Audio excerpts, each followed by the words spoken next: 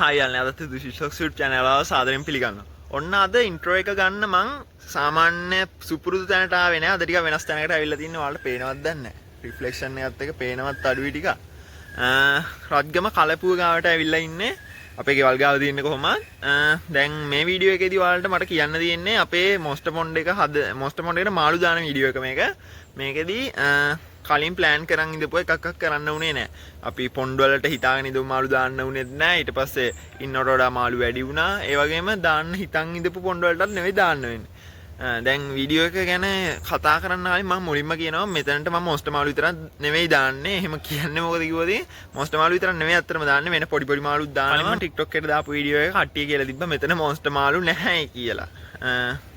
හරි මම පිළිගන්නවා මං දැනට ලොකුවට මොස්ටර් මාළු හදලා නැහැ. මොකද මම හදන්න බැරි තරම් අරගෙන ගංගාවලට දාන්නේ මම කැමති නැහැ. කොහොමද මගේ මාළුවේ මම කවදාවත් එහෙම ස්වභාවික පරිසරයට රිලීස් කරලත් නැහැ. එහෙම රිලීස් කරන්න හිතෙන්නෙත් නැහැ. මාළුන්ට තියෙන ආසාවට සහ එහෙම පරිසරයට අනතුරක් කරන්න කොහොමවත් කැමති නැහැ. දැන් මෙතනදී මාළු ටික අපි මැනලා දාන්නේ.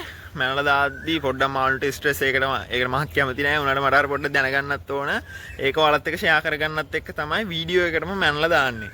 එතකොට අපිට කාලෙකින් අප්ඩේට් වීඩියෝ එකක් බලද්දි මාළු මාරු කරද්දි බලාගත්තා කොච්චර මාළු ලොකු වෙලාද ඒ විස්තර ටික අපිට බලා ගන්න පුළුවන්. එහෙනම් අපි වැඩි කතා නැතුව යමු අපේ වීඩියෝ එකට. වීඩියෝ දැම්ම ලයික් කරලා තියාගන්න. ඒ වගේම බෙල් අයි සබ්ස්ක්‍රයිබ් කරලා බෙල් අයිකන් එකත් ඕල් දාලා තියාගන්න. දැන් ඉස්සරහට වීඩියෝස් එන්න තියෙනවා.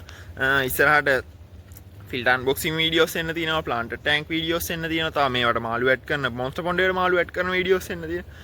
ඒව ඔක්කොම බලන්න. channel එක subscribe කරලා නැත්නම් subscribe කරගෙන බෙල් අයිකන් එක ඕල් දාලා තියාගන්න. එහෙනම් අපි යමු අපේ වීඩියෝ එකට.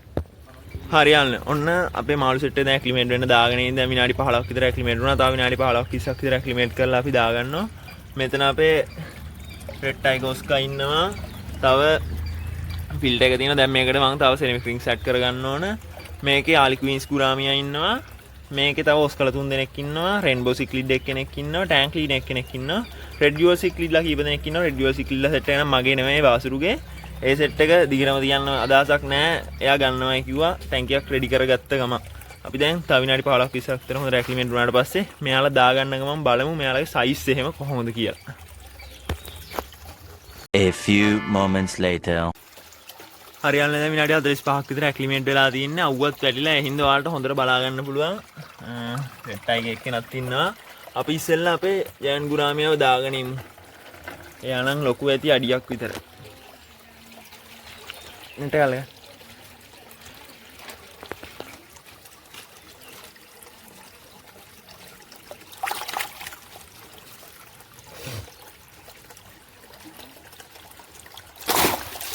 Ini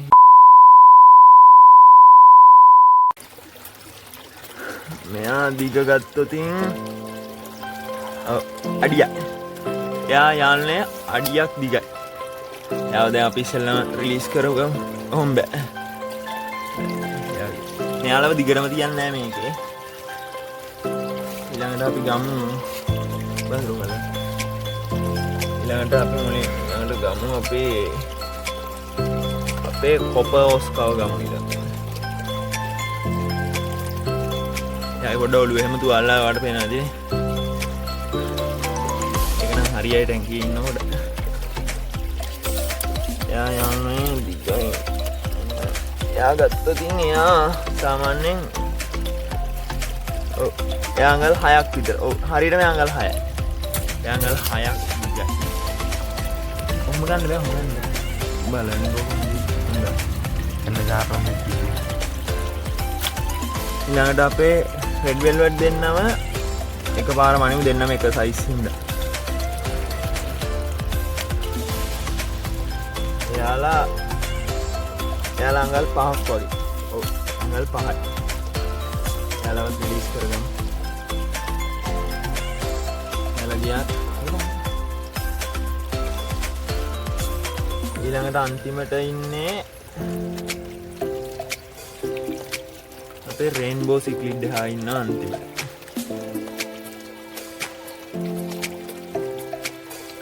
ඔයාලට පේන ඇති වරල් වල එහෙම යාගේ රතු පාට තියෙනවා.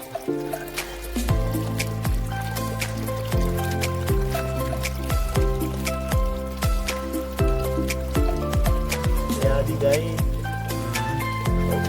අඟල් 4-5ක් විතර දිග 4.5ක වගේ මාළුවෙක් යා ඊළඟ රෙජුවල් සික්ලිට්ලා ටික යාලව නිකම්ම දාගමු අපි දැන් කියලා යාලා මනින්න දෙයක් නැහැ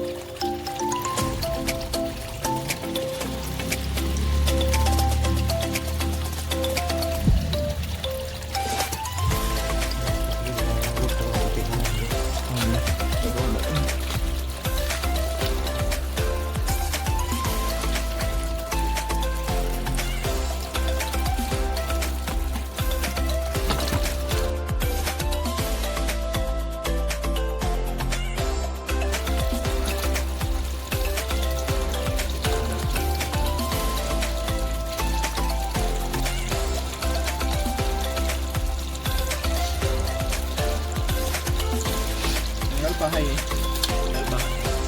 ළඟට අපේ ටෑන්ක් ක්ලීනර් එක කෙනා ඉන්නවා එයාත් හරියටම අඟල් 5යි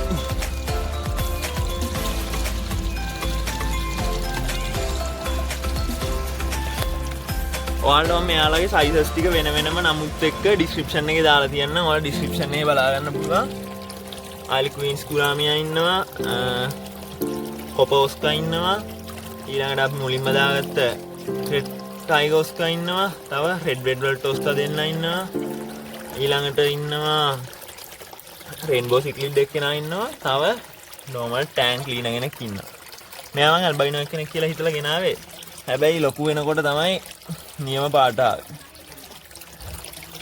ඒ වගේම කියන්න ඕන මගේ දැන්ට ඉන්න පරණ මාළුව තමයි මෙයා දැන් ගෙනල්ලා වෙනවා මට මතක නැහැ ගෙනාපු කාලේ කොහොම හරි මෙයා තමයි ඉන්න පරණම මාළුව තව අපේ ටෑන්ක් ක්ලීනර් එකකින් එක්කෙනා ගෙනාවේ අඟල් 1.5 විතර සයිස් එකේ මෙයා ගෙනාවේ අපේ කොපෝස්කා ගෙනාවේ හරියටම මේ රෙඩ් වෙල්වට් ඔස්කලා සයිස් එකේදී